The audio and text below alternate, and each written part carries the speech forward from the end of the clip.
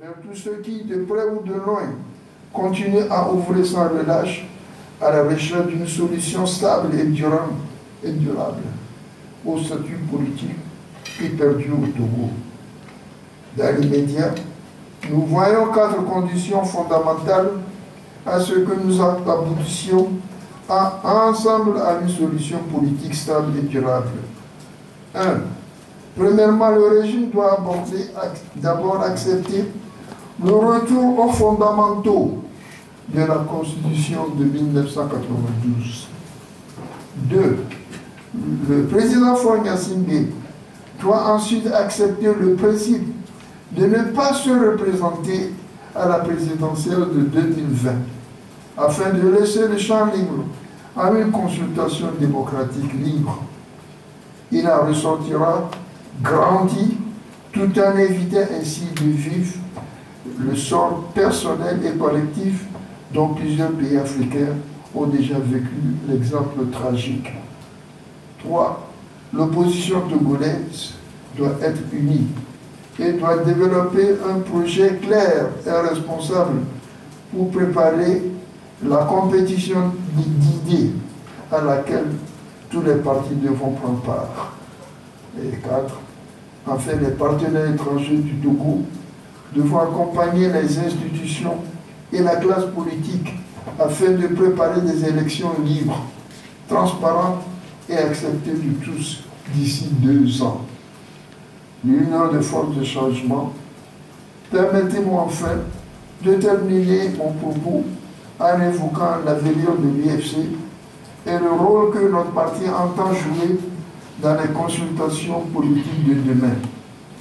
L'UFC a été en première ligne de la lutte pour l'alternance politique au Togo. Mon humble contribution a été de mener cette force d'union et d'opposition togolaise pendant un temps vers son objectif ultime. Mais l'avenir de l'UFC, de la contestation politique et du Togo devront être imaginés et poursuivis par des jeunes gens et femmes de moins de 80 ans. Des jeunes qui pourront amener à la poursuite de leurs idées avec la même énergie qui a été la nôtre, afin que le Togo puisse redevenir dans un futur proche une terre de fierté et d'excellence en Afrique. Le combat politique que j'ai mené tout le long de ma vie et pour lequel j'ai sacrifié tant de choses a toujours eu pour objectif de libérer mes concitoyens du joug de l'oppression et d'améliorer les conditions de vie. Je n'ai jamais dévié de cet objectif sacré et je laisse à l'histoire cette implacable mais juste comptable de soin de porter un jugement sur les choix que j'ai été amené à faire pour le bien de notre pays. C'est au nom de cet engagement politique que je m'adresse aux Togolais. Au moment où le peuple togolais exprime si fortement sa soif de changement, pour vous dire que je me tiens à vos côtés dans ce nouveau combat pour l'alternance politique.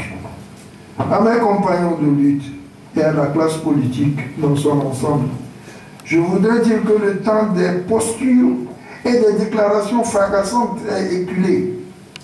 À ce temps doit succéder celui de la vérité et du courage, celui de reconnaître les limites de certaines stratégies et celui de travailler fermement vers un compromis acceptable par tous.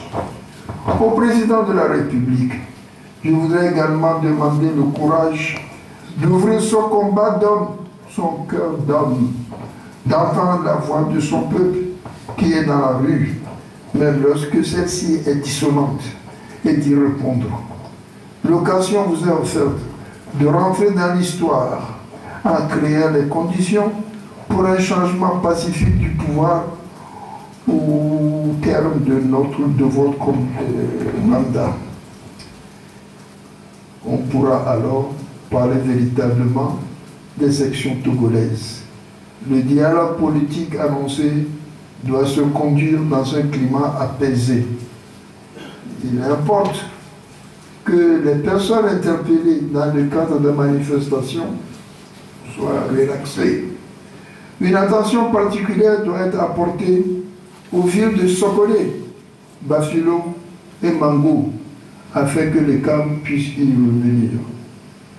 Mes bien-aimés concitoyens, chers compatriotes, ne nous méprenons pas. Le véritable combat pour l'émancipation de notre pays est encore devant nous. C'est celui de la lutte contre la pauvreté et l'indifférence. Seule la libération économique de notre pays pourra redonner fierté et dignité au vaillant peuple togolais. Je garde une confiance sans faille dans la générosité et le génie créateur de notre peuple. Et je suis reconnaissant d'avoir pu apercevoir de mon vivant le haut de la colline d'où brillera notre génération. Que Dieu bénisse le Togo. À Bloré, à Bloré, à Bloré,